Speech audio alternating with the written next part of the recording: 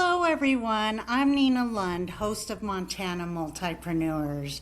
Joining me today is Alison Conklin.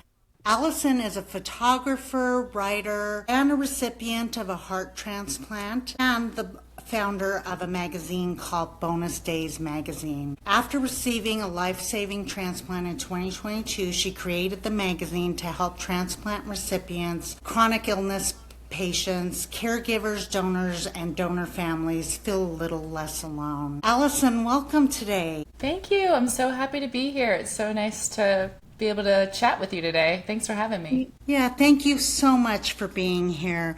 A little bit of background for our audience today. I connected through Alison because I am also a transplant recipient in 2023. And so lovely woman in one of my support groups mentioned that Alison had started a magazine that was really for resilience for people that had been through something significant in their life. And so, of course, I ran right away, ordered the magazine, and a couple of years later, when we started this podcast, really thought that Alison would be a great guest for our viewers for a number of reasons. One is the personal connection and ties, both being transplant recipients, but also professionally from a leadership standpoint. Hearing Alison's story of resilience as a core leadership competency for any business owner, leader, regardless of industry or where they are in their career and their journey. And then finally, from an entrepreneurial standpoint, really being impressed with how Alison has taken something so significant in her life, her skill sets and her passion, and turning it into something really wonderful. Alison, I'm going to turn it over to you. Tell us a little bit about you, your journey, and why you started Bonus Days magazine.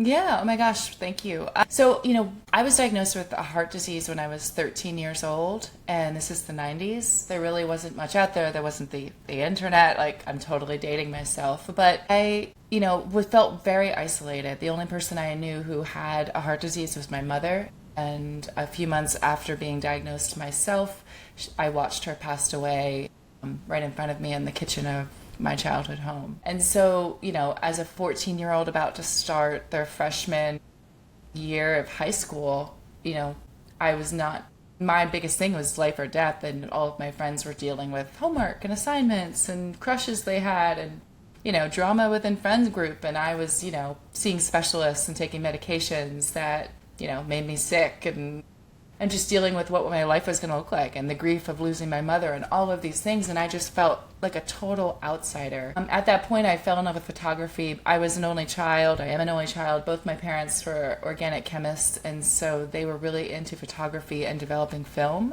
They would turn every bathroom that they had in their little apartments into a dark room. So when my mom had passed away and we were putting together the memorial service, my dad gave me the job of making, grabbing all the images, right? This is before Facebook. This is before social media. And I fell in love with all of these photos that my dad had and my parents had taken of each other. And I really just saw the power of photography. That led me down a path of starting my own business as a photographer, which I navigated here and, did all of those things, and we can get into that. But basically, when it came time and I was being told that I needed a heart transplant at the same age of my mother was when she died at 42, I had no idea what anything would be like. And everything that I searched for, it was always the traumatic story that got a patient to transplant, and then they received the organ, and then that's where the story ended. And I was like, well, I already know the traumatic parts. I have my own traumatic parts. I want to know how these people live. Am I going to be able to travel again? Am I going to be able to,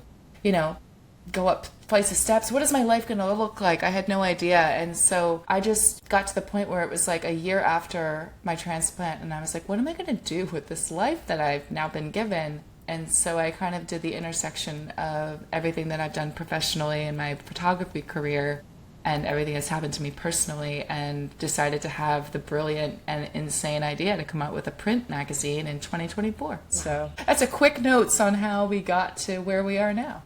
Yeah, no, absolutely. That's so interesting. And it's an interesting point. So when we talk about this intersection and the connection that I felt first personally, obviously tying and being able to relate, absolutely 100%. As a patient, you go through this fighting for your life. That's the focus of you and your family and loved ones and doctors. And 100%, I feel that you come through the other side and you're kind of like, well, I'm not the patient anymore. Now what? Being, Right. on this end. And boy, I still feel I need some support. I need some connection. I've lost my connection. I don't have the nurses. I don't have the doctors, the other patients. And so when I subscribed to your magazine, I think I got one of the first editions here. I think this. Yes, that is a collector's item. Yes, I know, I'm an OG. I ran out and got it right away. When you first did it, it just is so uplifting, and it did give a connection of really life after transplant, after being a patient, and like you say, what's next. So it was very inspiring to read it. We could talk a little bit more about the contents, and in particular, kind of the life you get to live type of thing, and living your best bonus days. So I just really resonated with that, and I know so many others do. So in terms of this journey then, so you raised the point about a print magazine in 2024. So talk to me a little bit about that from an entrepreneurial standpoint. I mean, everything is so digital. Right. I mean, I remember saying to my husband, like, I think I'm going to start a magazine. And he said, what do you mean? Do you mean a blog? And I was like, no, like a printed magazine. And I think he just was like, wait, what? And I was like, well, you have to imagine, I was in the hospital for 40 plus days to receive my transplant, plus numerous other days. I mean, been in the hospital a bunch. And all I do is doom scroll. If I'm feeling well enough, I doom scroll social media. And what am I looking at? I'm looking at everyone else's highlight reel. I get so tired. My eyes get so tired of just like doing that. And I get so like, am I going to even be able to leave the walls of this hospital? And so for me, I think being a photographer, I love print. I love printing your photos. I love hanging things on the wall.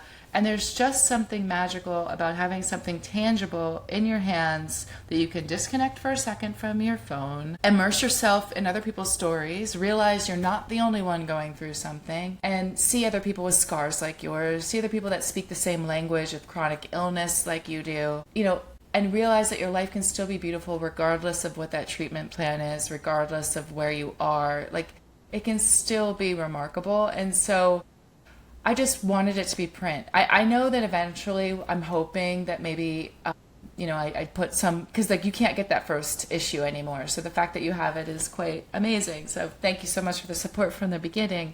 Like the 4th issue is just sold out. Someone just bought the last 750 copies that I had. But these stories are evergreen, so I want them to still be out there because they're important. So I'm trying to figure out a way to digitize it, but I also have to make that work for me, and just because of the cost that goes into producing this magazine, which is wild. But yeah, I just love print. I'm an old school girl. I mean, I told you, I've been, I'm 46 now. So I grew up on like 17 magazine and Delia's catalog and, Teen Vogue. I grew up on all of that, and I just love it. I love having a minute to myself to page through something. Yeah, absolutely. And when you think about the hard copy, well, first of all, it's just so well done because it's bright and cheery. It is not like depressing, like doom and gloom. The stories are very inspirational and motivational. There's recipes in it. There's so many uplifting stories, and also the challenges that are there. But when you think about kind of probably your audience for it, and correct me if I'm wrong, I mean, are these in hospitals too, in waiting rooms? And I mean, what's your kind of portfolio, I guess, of distribution? Right. Yeah. So right now I have 5 major centers that are buying it in bulk, meaning over 100 copies at a time. And then there are other centers that buy maybe like 10 to 50 copies just via the website every time it comes out, and they're throwing it in. I know that the 5 larger centers are giving it to their patients when they're told they need a transplant. They're giving them to their patients when they're waiting in the hospital. They're giving them to the patients if they come into clinic. And because I'm receiving emails from those patients who are saying like, thank you so much. I didn't think I could get through this day. I'm having a balloon pump put in today and I just didn't think I could do it. But then I read so-and-so's story and I was like, I can do it. They can do it. I can do it. And so it's really special that it's, being shared. My hope and my dream when I started this was like, of course, every center will buy 100 copies and, patients will never have to purchase it. It's a little harder to get there to do that, but I feel like I'm only 2.5 years in, and I'm sure since you have had the first issue, you've seen, the first issue was only 40 pages, and like the newest issue was like 94 pages or something crazy like that. So it continues to grow, and I have patients from all over the United States buying it. I think there's only 4 states at this point that hasn't purchased. So Interesting. I need. Yeah, so that's very interesting. And I do, like I said, I ran out and got it right away.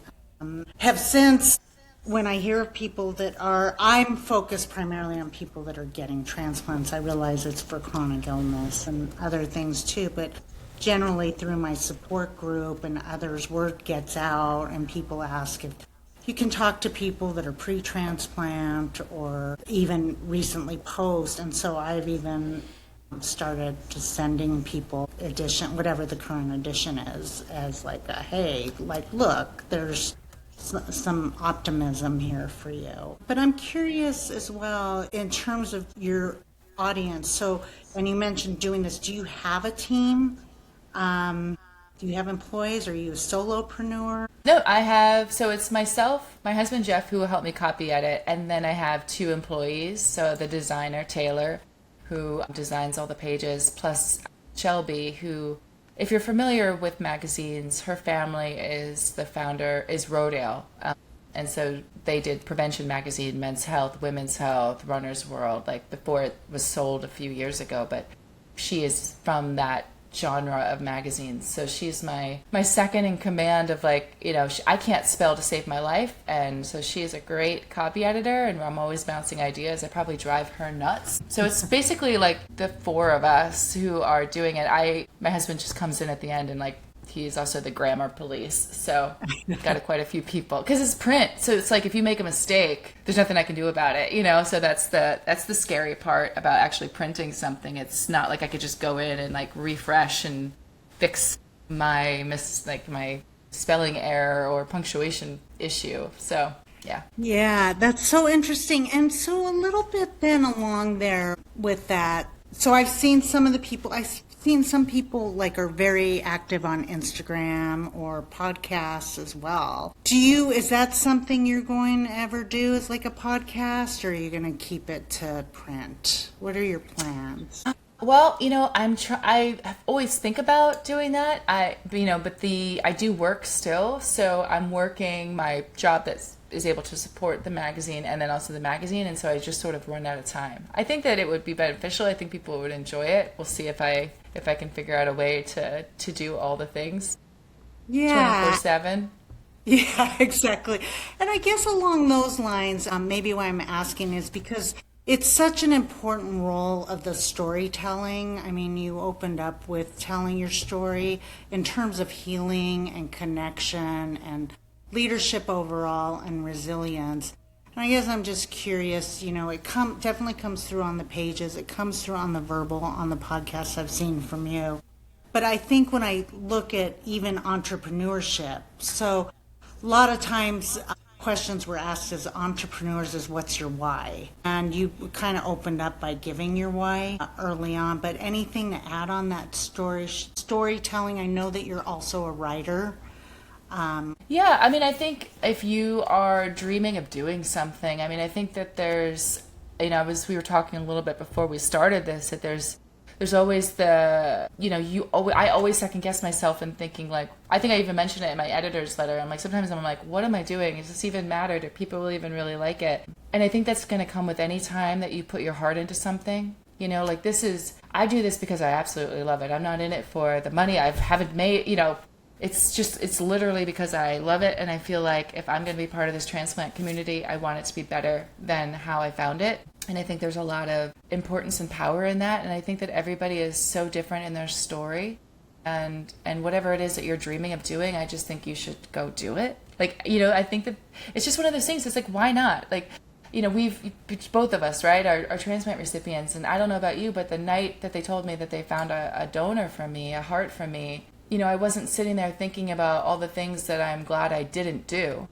I was thinking about all the things that I was so thrilled to have done and all the things that I still really wanted to have time to do. And I think that perspective of like, I don't know if what tomorrow's going to be like. I don't know if I'm going to make it through the surgery. I don't know if I'm going to make it through the first year. It's just like, do it because you're not going to regret it. Maybe. And if honestly, I always say like, if I only get to do, right now I'm working on the 7th issue. And if it ends at 7 because I couldn't find funding or it just like I couldn't figure it out. I couldn't afford it anymore. I wouldn't consider that a failure because it helps people and it helped me. And, I know people were, picking up the magazine and never hearing about what even organ donation was. And they were suddenly, getting a very human response to what it was and what it is and how it saves lives. And so I think if you can just get past that fear, we get in our way ourselves the most. I think our brain is like our worst enemy sometimes. So just like do it. Yeah. I love that. And so that's what I was going to talk about. One of the pages that I love in here. And I think I'd forgotten about it till I picked these up again. I mean, I can't. It's like my husband's like, just give that to someone. I'm like, no, I'm not giving it to anybody. This is mine. Yeah. I'm not husband bashing, honey, if you're listening, but but it's these kind of ending pages. I don't think it was in the first one, but it's a feature. You get to live, and then there's a checklist of what people like whoever you're featuring in the magazine. There's a list of you get to live. It's not a bucket list. It's not what I'm going to do before I die. It's what am I going to get to do because I'm living and I'm going to enjoy it. And it's a whole magnitude of everyday stuff. Like I'm going to go walk my dog today to, trips around the world or starting a benefit or a nonprofit or what have you. And so my takeaway is I'm going to refresh my list because I had one right after, which one of my first things was going to my only child's college graduation, and I did that 3 months post-transplant. Yeah, exactly. Congratulations. I mean, that was happening. But I would like to talk, and obviously this is more entrepreneurship feature, but I do think it's important. You mentioned organ donation and education.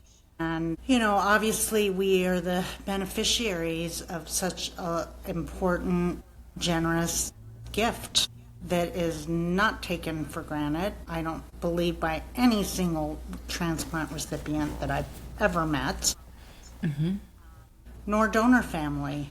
And, this magazine also is for donor families. And, I'll say a no, I have been fortunate that I have met my donor family. Along with a lovely lady who had received the lung of my donor recipient. And so that connection that goes there, but the whole organ donation education, I do think, and awareness, I think is really important too. So I appreciate you saying that note there. So your magazine also is education and awareness.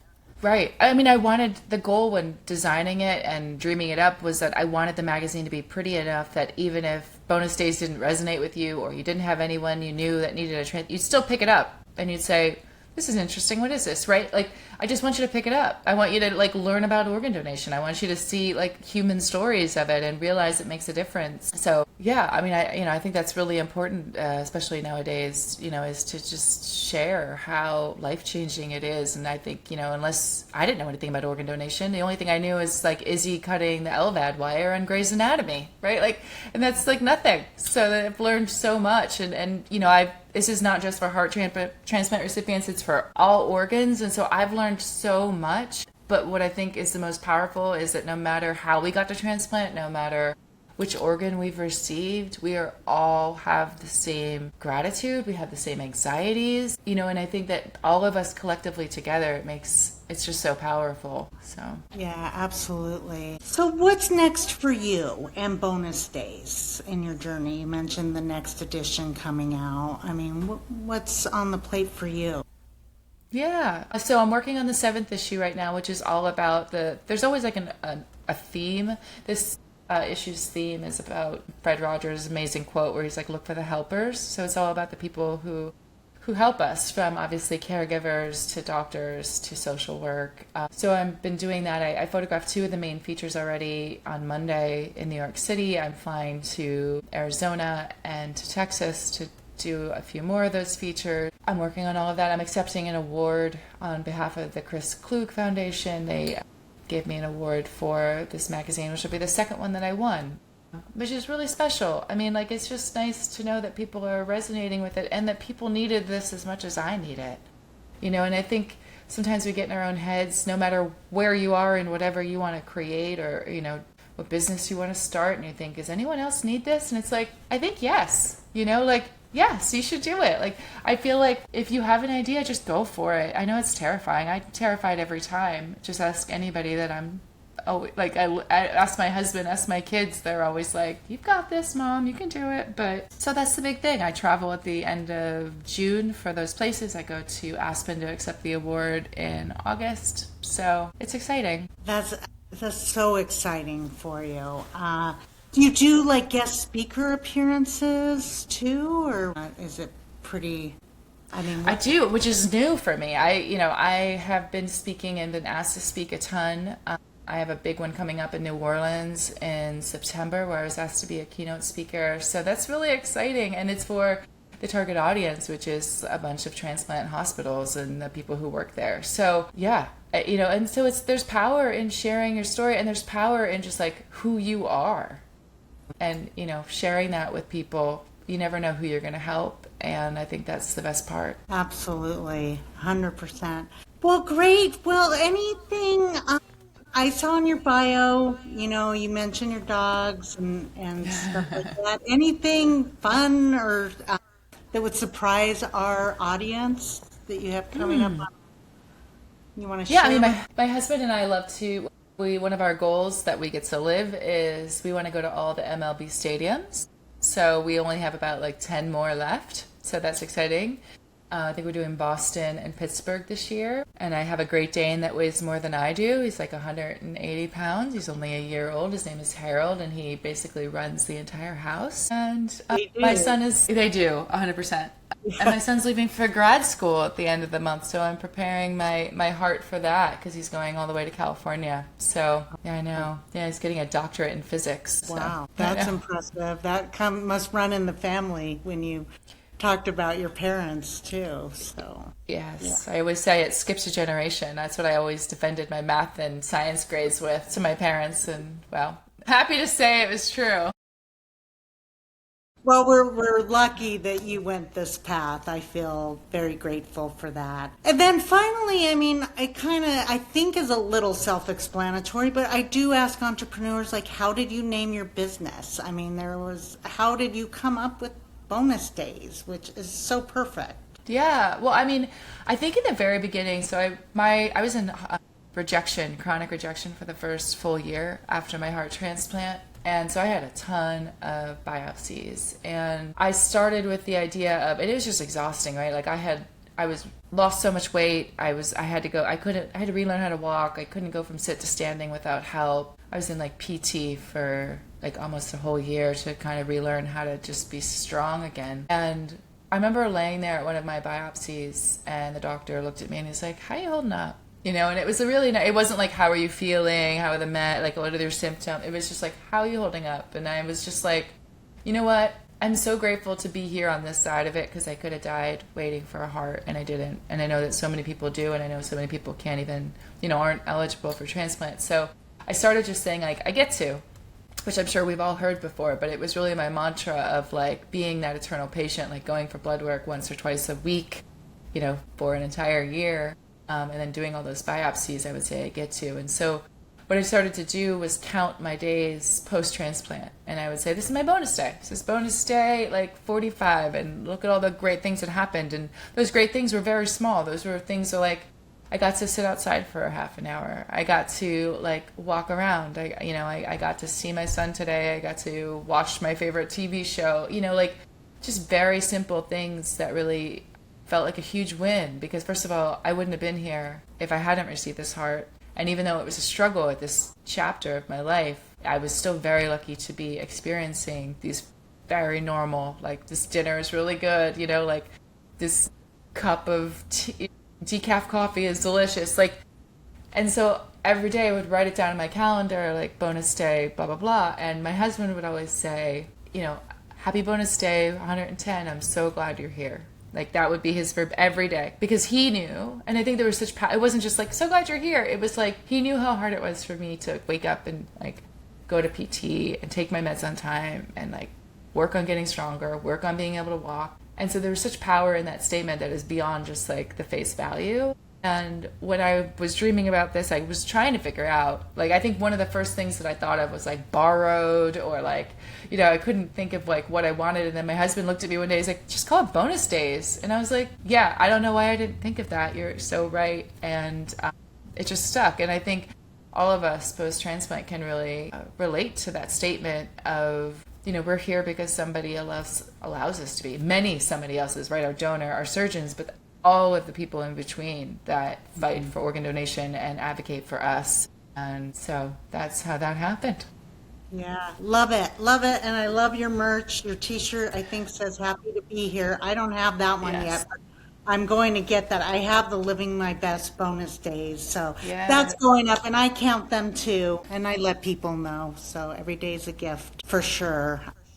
Yeah. Well, Alison, I really appreciate you being here, taking the time. Thank you so much for having me. Well, I am so thrilled to have you. I can't tell you how much it means to me and the podcast, and what you're doing really is so welcomed and appreciated. There's no words. I know. I don't know if I said on this or not, but when we were talking you're like a hero in our support group. So even though we haven't met you, we're clear on the other side of the U.S. In the middle. So, but we really do appreciate it. Really, I guess just reflecting on how amazing it is that people just turn their passion, they turn their lived experiences into something so meaningful. And it really is so, it's just really such a positive, I don't know the right word to say. I know what you mean, though. I mean, like, I basically created something that I wished I had. But, I feel like this magazine is all of ours. So all of your friends at Mayo Clinic and part of that group, text me, email me ideas, tell me your favorite bonus day. It'll be in the next issue. Like, please. I think my biggest fear is making it the Alison magazine. I don't want it to be that. It's our magazine. And and the fact that you and I are even speaking is the testament to organ donation. And how lucky we are to be here. Absolutely. And you raise a good point I was going to mention. So you do have a website. Can you tell us the best way to reach you? Absolutely. So bonusdaysmag.com is the website. You can go on there and you can order a copy. The next issue comes out in September. If you want to email me directly, it's just Alison with 1L at bonusdaysmag.com. You can also find me on Instagram at bonusdaysmag and send me a message. But please, like, if you have a story pitch, if you want to share one of your readers' favorite bonus day, if you want to share a playlist, thank you for the support. I can only do this because of support from other patients and hospitals to help me kind of navigate a way through making each next issue. So it's just, I really appreciate it. And the magazine's for all of us. Yeah, absolutely. Well, thank you for that. I can attest you are so responsive. Even I think when I first ordered the first one, you were just starting out, I sent an email, I got a response from you. So everybody, Alison is just a lovely, wonderful person. So with that note, I appreciate your time, Alison. I'm sure I can't wait to air this and share it on our podcast. Thank you so much. I love that. Thank you. Thank you.